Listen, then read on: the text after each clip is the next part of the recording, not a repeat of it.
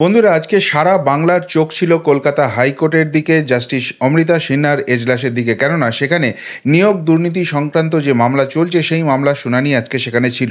এবং সকলের মনের মধ্যেই যে প্রত্যাশাটা জেগেছিল সেটা হচ্ছে, লোকসভা নির্বাচন শেষ হয়ে গেছে, এর আগে ইডি সিবিআইয়ের অনেক রিপোর্ট জমা পড়েছে, সুতরাং আজকে কিছু ভয়ঙ্কর অর্ডার কি হয়ে যাবে, সেই বড় মাথার কথা কি জানা যাবে।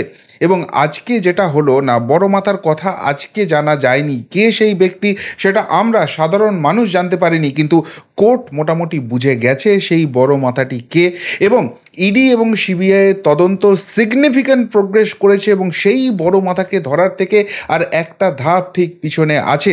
এবং আগামী 30শে জুলাই এই মামলার পরবর্তী শুনানি হবে। সেখানে খুব সম্ভবত ফাইনাল চার্জশিট জমা পড়তে চলেছে, যেখানে বড় মাথার নামটা হয়তো রিলিজ হয়ে যাবে। কেননা কোর্ট অলরেডি জেনে গেছে, কিন্তু যে ফাইনাল টাচটা দিলে, একটা কম্প্রিহেন্সিভ রিপোর্ট, কম্প্রিহেন্সিভ চার্জশিট বানালে আর সেই বড় মাথা কোনো ফাঁক গলে পালাতে পারবে না, তাকে জেলে যেতে হবে, জেলে পৌঁছতে হবে। সেই জায়গাটা ইডি এবং সিবিআই করতে চাইছে।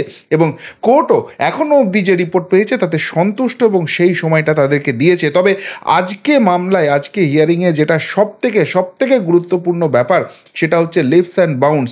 এই লিপস অ্যান্ড বাউন্স এবং তার ডিরেক্টর, তাদের যে সম্পত্তি, সেই সম্পত্তির যে উৎস, সেই উৎসটার এখনও অবধি তারা কোনো রকম কোনো ন্যায্য সোর্স দেখাতে পারেনি।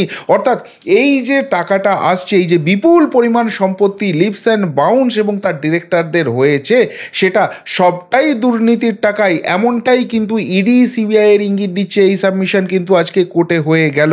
এবং সবথেকে বড় যে কথা, সেখানে জাস্টিস সিনহা কিন্তু ইডির কিছু অফিসার নিয়েও প্রশ্ন তুলে দিলেন।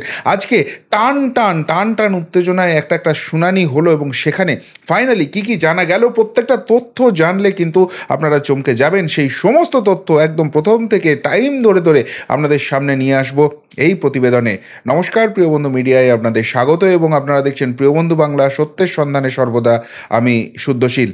বন্ধুরা, আজকে যে শুনানি হলো সেই শুনানির প্রথমেই কিন্তু বিকাশ রঞ্জন ভট্টাচার্য, মাননীয় যিনি আইনজীবী রয়েছেন, তিনি একটি কথা তোলেন, সেটা হচ্ছে রাজ্যের তরফে আজকে কিন্তু রিপোর্ট দেওয়ার কথা ছিল।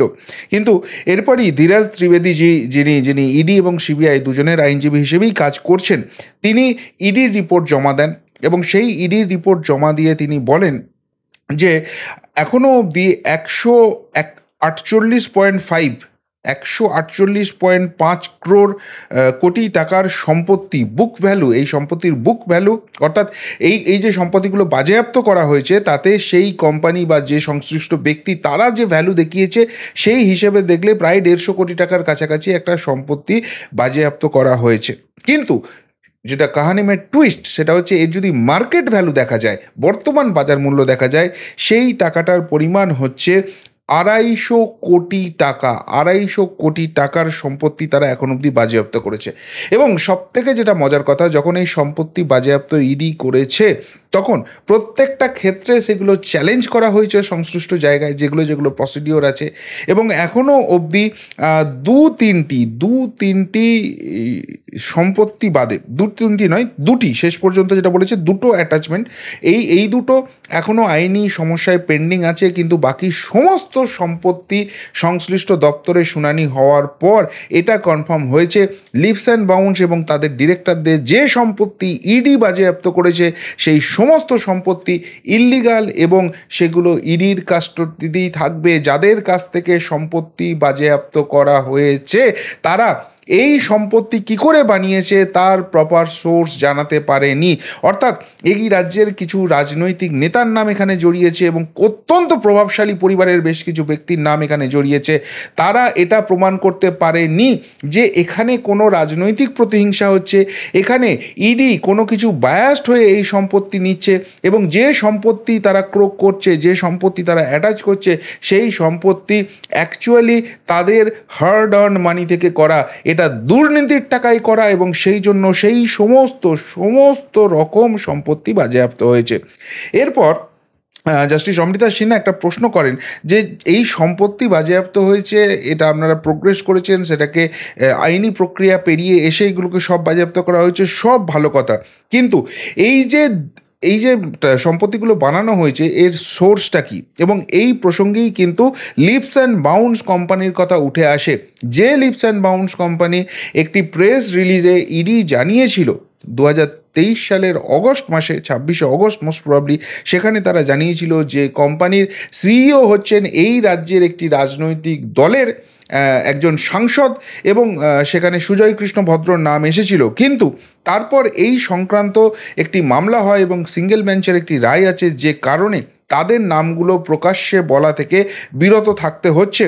সেই জন্য ইডি এই নামগুলো প্রকাশ্যে এই মুহূর্তে আনতে পারছে না, কিন্তু সেই সমস্ত নাম, সমস্ত কিছু রিপোর্ট আকারে তারা কিন্তু কোর্টের কাছে সাবমিট করেছে। সুতরাং মাননীয় কোর্ট অর্থাৎ জাস্টিস অমৃতা সিনহা কিন্তু সেই সমস্ত রকম নাম জানেন। এবং আজকে ধীরাজ ত্রিবেদীজি যেটা জানান, ইডির আইনজীবী যেটা জানান, যে যেহেতু এই সম্পত্তিগুলোর কোনো জেনুইন সোর্স, এগুলো তাদের সম্পত্তি, পৈতৃক হোক বা তাদের পয়সা, তাদের ইনকামের পয়সায়, সঠিকভাবে ইনকামের পয়সায় কেনা হোক, এরকম তারা প্রমাণ করতে পারেনি এই 250 কোটি টাকার সম্পত্তি। সুতরাং সেই জায়গা থেকে প্রমাণিত হয়ে যায় এই সম্পত্তি, এই বিপুল পরিমাণ সম্পত্তি দুর্নীতির টাকায় করা। অর্থাৎ লিপস অ্যান্ড বাউন্স এবং তাদের ডিরেক্টররা যে দুর্নীতির টাকায় ফুলে ফেঁপে ঢোল হয়ে উঠেছেন, এই সমস্ত রিপোর্ট এবং এই সমস্ত অ্যাটাচমেন্ট কিন্তু তার একটা বড় প্রমাণ, সেটা কিন্তু তারা স্পষ্টভাবে জানিয়ে দেন। এবং এরপর তারা ধীরাজ ত্রিবেদীজি যেটা করেন, মুখবন্ধ খামে সিবিআইয়ের রিপোর্ট তিনি জমা দেন, এবং সেখানে শুধু লিপস অ্যান্ড বাউন্সের কথাই নয়, অন্য অনেক কোম্পানি পাওয়া গেছে, যেগুলোকে কি কোম্পানি বললেন না, কিন্তু যেটা নিয়ে স্পেকুলেশন ছিল যে সেল কোম্পানি, অর্থাৎ একটি নির্দিষ্ট ঠিকানায় সেই কোম্পানিগুলো রেজিস্টার্ড। এই কোম্পানিগুলো বাস্তবে কোথাও এক্সিস্ট করে না, এরা কোনো রকম কোনো কাজ করে না, কিন্তু এদের বিশাল পরিমাণ টাকা আছে। অর্থাৎ এই কোম্পানিগুলোকে ইউজ করা হয় দুর্নীতির কালো টাকা সাদা করার জন্য। এবং তিনি যে টার্মটা ইউজ করেন, এই যে কোম্পানিগুলো রয়েছে তারা লিপস অ্যান্ড বাউন্সের সঙ্গে হ্যান্ডস অ্যান্ড গ্লাভস হিসেবে কাজ করছে। অর্থাৎ লিপস অ্যান্ড বাউন্স শুধু একা নয়, এরকম একাধিক কোম্পানি রয়েছে যেগুলোকে দুর্নীতির কালো টাকা সাদা করতে ব্যবহার করা হয়েছে। এবং এই প্রসঙ্গে একটা কথা তিনি বলেন, যে তিনি আবার ইডি রিপোর্টে ফেরত যান ধীরাজ ত্রিবেদীজি, এবং তিনি বলেন যে এখানে দেখুন, আমি বলতেটা ভুলে গিয়েছিলাম, যে সম্পত্তিগুলো অ্যাটাচ করা হয়েছে তার অ্যাড্রেসগুলো মাননীয় একবার আপনি শুধু এগুলো দেখুন। এবং জাস্টিস সিনহা সেগুলো দেখে কার্যত মানে রীতিমতো বিস্মিত হয়ে পড়েন। এবং তার সঙ্গে সঙ্গে তিনি যেটা জানান ধীরাজ ত্রিবেদী, যে এই যে পুরো দুর্নীতিটা হয়েছে, সামগ্রিকভাবে যে দুর্নীতিটা হয়েছে, সেখানে প্রচুর এজেন্ট কাজ করেছে, যারা সেই টাকাগুলো কালেক্ট করেছে এবং একটা নির্দিষ্ট বড় নামের কাছে সেই টাকা পাঠিয়েছে। এবং এরা সকলেই সিবিআইয়ের জেরায় সেটা স্বীকার করে নিয়েছে। কাদেরকে জেরা করা হয়েছে, কিভাবে, সেটা কোর্টকে আমরা জানাচ্ছি, সেটা অবভিয়াসলি আমরা ইনভেস্টিগেশনের নিরাপত্তার বজায় রাখতে এবং যারা স্বীকার করেছে তাদের নিরাপত্তা বজায় রাখতে এই মুহূর্তে ডিসক্লোজ করছি না। কিন্তু সেই লিস্টে যে নামগুলো দেখা গেছে, সেই নামগুলো দেখে অপার বিস্ময়ে ফেটে পড়েন জাস্টিস অমৃতা সিনহা, এবং তিনি সরাসরি প্রশ্ন করেন, আর ইউ ইন্টারোগেটিং দিস পিপল? আপনারা এদের সবাইকে ইন্টারোগেট করেছেন? এবং সেখানে এক মুখ হাসি নিয়ে ধীরাজ ত্রিবেদী জানান যে ইয়েস, আমরা করেছি। এবং সেখানে তিনি একটি স্পেশাল জায়গা মেনশন করে বলেন যে ওই স্পেশাল নেমটি দেখুন। সেখানে তিনি অ্যামাউন্টটি দিতে পারেননি, এবং তার থেকেও বড় কথা, সেই সব স্বীকারোক্তি থেকে অন্তত দুটো জায়গায় তিনি মেনশন করলেন, যে দুটো জায়গা থেকে বোঝা যাচ্ছে, দুজনের স্বীকারোক্তি থেকে স্পষ্ট হয়ে যাচ্ছে যে এই যে দুর্নীতির এন্টায়ার মানি, সামগ্রিক যে টাকাটা goes to a special person, তার নাম একটি বিশেষ পাতার 15 নম্বর লাইনে আছে, এটাও করে দেন, এবং সেটাকে কিন্তু অ্যাকনলেজ করেন জাস্টিস অমৃতা সিনহা। এবং এর সঙ্গে সঙ্গে ধীরাজ ত্রিবেদী যেটা জানান, যে এই যে কালেক্টর রয়েছে, যারা টাকাটা, দুর্নীতির টাকাটা তুলতো, যারা এজেন্ট হিসেবে কাজ করতো এবং এজেন্টের মাথায় কালেক্টর থাকতো, এজেন্টদের দিয়ে টাকাটা তুলিয়ে সেই কালেক্টররা নিয়ে আসতো এবং তারা সেই স্পেশাল পার্সনের কাছে, সেই বড় মাথার কাছে পাঠাতো। সেই পুরো লিস্ট প্রায় সিবিআইয়ের হাতে আছে এবং তাদের ইন্টারোগেশন প্রসিডিওর কমপ্লিট হয়ে গেছে। এবং সেখানে ফ্রি ওয়েবসাইট তৈরি করে সেখানে ইন্টারভিউ কন্ডাক্ট করেছে, এই ধরনের প্রমাণ স্বীকারোক্তি সমস্ত কিছু সিবিআইয়ের হাতে চলে এসছে এবং সেগুলো রিপোর্ট আকারে কিন্তু হাইকোর্টের কাছে জমা দেওয়া হয়েছে। তখন জাস্টিস সিনহা বলেন যে আপনাদের হাতে তো যথেষ্ট প্রমাণ রয়েছে, সুতরাং আপনারা চার্জ গঠনের দিকে কেন এগোচ্ছেন না? তখন ধীরাজ ত্রিবেদী যেটা জানান যে আমরা ফাইনাল চার্জশিটের জন্য ওয়েট করছি, ফাইনাল একটা কম্প্রিহেন্সিভ চার্জশিট তৈরি করতে চাইছি, কেননা সেই বড় মাথার নাম যদি রাখতে হয় সমস্ত দিকটা দেখে আমাদের করতে হবে। কিন্তু সেখানে অমৃতা সিনহাজি বলেন যে দেখুন, এই ফাইনাল চার্জশিট আপনারা যেভাবে তদন্ত করছেন তাতে কিন্তু সময় লাগবে, কিন্তু এই যখন এত প্রমাণ এই বিশেষ ব্যক্তিটির বিরুদ্ধে আপনারা পেয়ে গেছেন, তার সংস্থা সম্বন্ধে পেয়ে গেছেন, তাহলে আপনারা চার্জ ফ্রেমটার দিকে এগোন। তখন ধীরাজ ত্রিবেদী যেটা কনফার্ম করেন যে আমরা একটা ফাইনাল ইনপুটের জন্য আমরা অপেক্ষা করছি এবং সেইগুলো হয়ে গেলেই কিন্তু যে মিসিং লিঙ্কগুলো আছে সেইগুলো কিন্তু ক্লিয়ার হয়ে যাবে এবং সেই জায়গায় কিন্তু আমরা একটা কম্প্রিহেন্সিভ ফাইনাল চার্জশিট তৈরি করতে পারবো, যে জায়গা থেকে যেন মাছিও গলতে না পারে এরকম জায়গা তৈরি হবে, কেননা অনেক প্রভাবশালী নাম থাকতে চলেছে। সুতরাং সেখানে যদি আমরা ওইভাবে চার্জ ফ্রেম করতে শুরু করি তাহলে কিন্তু সেটা অনেকে সাবধান হয়ে যাবে এবং সেই জায়গাটা অনেকটা প্রবলেম ক্রিয়েট হতে পারে। এরপরই জাস্টিস সিনহা যে কথাটা বলেন সেটা কিন্তু রীতিমতো নড়িয়ে দেওয়ার মতো, এবং জাস্টিস সিনহা যে শুধুমাত্র ইডি সিবিআই রিপোর্টের উপর চোখ বন্ধ করে বসে আছেন তা নয়, তিনি পুরো ম্যাটারটা বিভিন্ন দিক থেকে কিন্তু মনিটর করছেন, এটা স্পষ্ট হয়ে যায়। তিনি পরিষ্কারভাবে বলেন যে আমার কাছে বেশ কিছু জেনুইন সোর্স থেকে খবর পাচ্ছি, রিপোর্ট পাচ্ছি, সেখানে কিন্তু ইডির বেশ কিছু অফিসার তারা কিন্তু রিল্যাক্সিং মুডে চলে যাচ্ছে, কাকে জেরা করা হচ্ছে আর কাকে জেরা করা হচ্ছে না সেগুলো নিয়ে কিন্তু সন্দেহ জাগছে। তো তখন ধীরাজ ত্রিবেদীজি তিনি বলেন যে আমি এর নোট নিচ্ছি, এরকম ব্যাপার যদি হয় বলে একটা কথা মাথায় রাখবেন যে আমি এটা কোর্ট মনিটর তদন্ত হচ্ছে, সুতরাং আপনারা যে রিপোর্ট দিচ্ছেন তা নয়, আমি কিন্তু অন্য অনেক সোর্স থেকে খবর পাচ্ছি এবং সেগুলো কিন্তু জেনুইন সোর্স। আপনার অফিসারদের বলুন খুব সাবধানে থাকতে এবং এই ধরনের কোনো রিল্যাক্সিং ব্যাপার, এই ধরনের কোনো ব্যাপার যেন এই তদন্তের মধ্যে না আসে, সেই জায়গাটা কিন্তু দেখতে হবে। এরপর বিকাশ রঞ্জন ভট্টাচার্য একটা ভ্যালিড কোয়েশ্চেন করেন, সেটা হচ্ছে যে কাকুর কণ্ঠস্বরের যে নমুনা, যেটা একটা রোড ব্লক বলা হচ্ছিল, সেইটা কত দূর, সেইটা নিয়ে কি হলো, এবং বিচারপতি অমৃতা সিনহাও সেটা সম্বন্ধে জানতে চান। তখন ধীরাজ ত্রিবেদী জানান যে সেইখান থেকে কিন্তু সিবিআই এগোচ্ছে, কিন্তু প্রবলেম হচ্ছে যে এই মামলার অন্যতম একজন মেন অ্যাকিউজ মানিক ভট্টাচার্য, তাকে কিন্তু সুপ্রিম কোর্ট থেকে একটা রক্ষা কবচ দেওয়া আছে যে তাকে কোনো রকম কোনো কোয়ার্সিভ মেজার তার এগেনস্টে নেওয়া যাবে না, সেটার এগেনস্টে আমরা অ্যাপিল করেছি সুপ্রিম কোর্টে, কিন্তু এখনও সেটা ফ্রুটফুল এগোয়নি, সেই শুনানি হয়নি, ফলে আমরা এগোতে পাচ্ছি না সেই জায়গাটায়, কিন্তু অনেকটা প্রসিড হয়েছে, ফাইনাল যে জায়গাটায় প্রেশার দেওয়া সেটা আমরা করতে পারছি না। তখন বিকাশবাবু কিন্তু একটা খুব ভ্যালিড কোশ্চেন করেন যে আপনাকে তো ইন্টারোগেশনে কোনো রকম কোনো আটকানো হয়নি, তাহলে সেখানে কোয়ার্সিভ মেজার নেবেন না তো কী আছে, মানিক ভট্টাচার্য অলরেডি জেলে আছেন। তখন যেটা ইডির আইনজীবী জানান, ধীরাজ ত্রিবেদীজি জানান যে দেখুন, এনাকে যদি প্রশ্ন করা হচ্ছে লন্ডন, উনি উত্তর দিচ্ছেন টোকিও।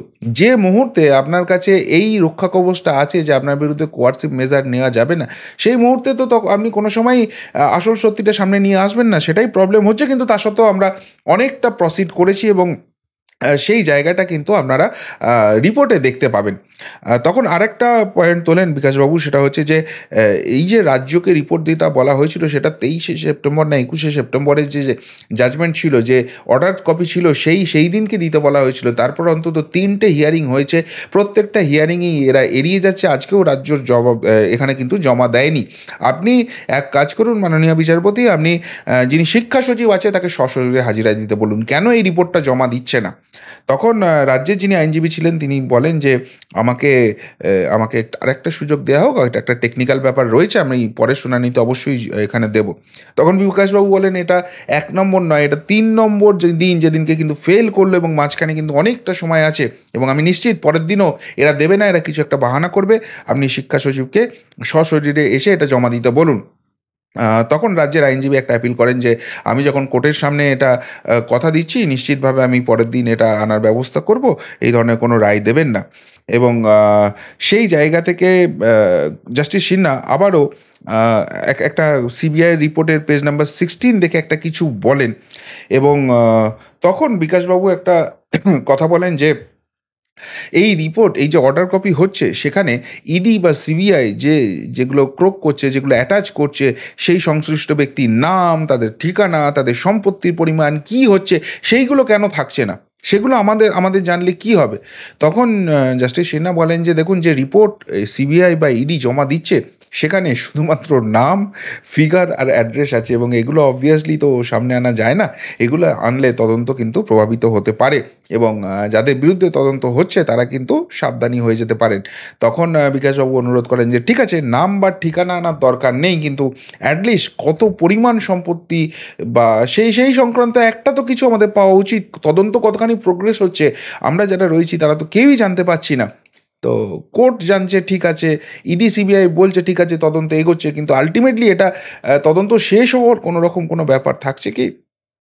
তো তখন জাস্টিস সিনহা বলেন যে ঠিক আছে, আমি নাম অবশ্যই রিভিল করব না এই মুহূর্তে, যেহেতু অর্ডার রয়েছে, কিন্তু কত কি ফিগার, সেই ফিগারগুলো অবভিয়াসলি আমি আমি আমার অর্ডারে সেগুলোকে ইনক্লুড করে দেবো। পরে আমি দেখে দেখে কোনটা দেওয়া যায় কোনটা দেওয়া যায় না সেটা দেখে আমি করব। এবং পরবর্তী মামলার শুনানির ডেট তিনি জানতে চান ইডির কাছ থেকেই, কেননা সেদিনকে ফাইনাল চার্জশিট দিতে পারে ইডি, সুতরাং তারা টাইমটা চাইছিল। এবং সেখানে কিন্তু 30শে জুলাই, একটা দীর্ঘ সময়, প্রায় 1.5 মাসের সময় কিন্তু ইডিকে দেওয়া হলো, কেননা ইডিও বলছিল তারা ফাইনাল ল্যাপে আছে এবং বেশ কয়েকটা মিসিং লিঙ্ক আছে, যেগুলোকে জুড়তে পারলেই সেই ফাইনাল মাথাকে সেটা আইডেন্টিফাইড। সেটা নিয়ে ইডির মনে কোনো কনফিউশন নেই, সিবিআইয়ের মনে কোনো কনফিউশন নেই, জাস্টিস সিনহার মনে কোনো কনফিউশন নেই। এবং তিনি যে ফাইনাল মাথা, তার কাছে যে সমস্ত কিছু গেছে, সমস্ত চুরি ডাকাতি বাটপাড়ির মেন মাথা, মেন অ্যাকিউজ, ওই একটা জায়গায় একটা কোনো বড় মাথা আছে, এটা জলের মতো স্পষ্ট। এবং তদন্তের সমস্ত কিছু নির্দেশ করছে, এটা শুধুমাত্র মাথার মধ্যে কোনো নাম ঢুকিয়ে রেখে আলোচনা করছে এরকম নয়। সমস্ত রিপোর্ট, সমস্ত যে সম্পত্তি উদ্ধার, সমস্ত যে ইন্টারোগেশন হচ্ছে, তার সমস্ত কিছু সেই দিকেই কিন্তু নির্দেশ করছে। কিন্তু তাকে ফাইনালি বাঁধতে গেলে, তাকে একদম জেলে ঢুকিয়ে দিলে, যেমন বাকিরা আর কেউ বেল পাচ্ছে না, প্রত্যেকটা জায়গা থেকেই তাদের বেল রিজেক্ট হচ্ছে, এর ক্ষেত্রেও সেই একই জিনিস করতে গেলে কয়েকটা মিসিং লিঙ্ক আছে, যেটার জন্য একটু সময় দরকার। ইডি চেয়ে নিয়েছে, এবং সেই সময়টাই কিন্তু 1.5 মাসের কাছাকাছি সময় দিয়েছেন জাস্টিস অমৃতা সিনহা। এবং 30শে জুলাই কিন্তু এই মামলার পরবর্তী শুনানি হচ্ছে। ফলে আজকের শুনানি অবশ্যই সেই বড় নাম এলো না, সেটা যেমন একটা দিক রয়েছে, কিন্তু বড় নামটা যে আসছে এবং বড় নামের যে পালাবার কোনো পথ নেই, সেটাতে আদালত অন্তত স্যাটিসফাইড। এবং ইডি সিবিআই যেভাবে প্রোগ্রেস করছে সেটাতে স্যাটিসফাইড, কিন্তু কয়েকটা জায়গায় যে ইডির একটু হলেও খুঁত আছে, ইডির একটু হলেও কোনো রিল্যাক্সিং ব্যাপার আছে, কেউ সেখানে কিছু ইন্টারভেন করতে চাইছে বলে আমাদের মনের মধ্যে যে সন্দেহ ছিল, সেইটা করে যে ইডি পার পাবে না, কোনো অফিসার পার পাবে না, এখানেও যে আদালতের চোখ রয়েছে, জাস্টিস অমৃতা সিনহার নজর রয়েছে, এবং তিনি অন্য সোর্স থেকেও রিপোর্ট পাচ্ছেন, এবং ইডিকে কিন্তু একটা ইঞ্চি এদিক ওদিক করতে দেবেন না। সেই বড় মাথা, সেই সবথেকে বড় ঘাপলাবাজ, তার যে জায়গাটা, সেই তিহার জেল, সেই জায়গাটা বোধহয় তিনি নিশ্চিত করবেন, এবং সেই জন্যই কিন্তু তিনি কড়া হাতে পুরো তদন্ত প্রক্রিয়াটা দেখছেন। ফলে ফলে আজকের যে শুনানি, সেটা কিন্তু যথেষ্ট ইমপ্রেসিভ এবং যথেষ্ট প্রোগ্রেস রয়েছে, এবং আশা করাই যেতে পারে 30শে জুলাই এই বাংলার বুকে একটা মহা ধামাকা হতে চলেছে। কিন্তু সবথেকে বড় যে জিনিসটা আজকে হলো, সেটা হচ্ছে লিপস অ্যান্ড বাউন্স এবং তার সঙ্গে সংযুক্ত যে ডিরেক্টর, তারা দুর্নীতির সঙ্গে আদ্যপান্ত জড়িত, তাদের নিজস্ব কোনো ইনকাম প্রায় নেই, সমস্ত সম্পত্তি যা এখন অবধি ইডি অ্যাটাচ করেছে সমস্তটা দুর্নীতির টাকায় বানানো। এরা এক একটা দুর্নীতিবাজ, জোচ্চোর, এটা আদালতের কাছে ইডি সিবিআই প্রতিষ্ঠা করে দিয়েছে। কি বলবেন বন্ধুরা আজকে জাস্টিস সিনহার এজলাসে এই হিয়ারিং নিয়ে, এই প্রোগ্রেস নিয়ে? যদি কিছু বলার থাকে অবশ্যই কমেন্ট বক্সে কমেন্ট করে জানাবেন। এখনকার মতো এখানেই শেষ করলাম, ফেরত আসছি নতুন প্রতিবেদন নিয়ে খুব তাড়াতাড়ি। ভালো থাকবেন, পাশে থাকবেন, সাথে থাকবেন। নমস্কার।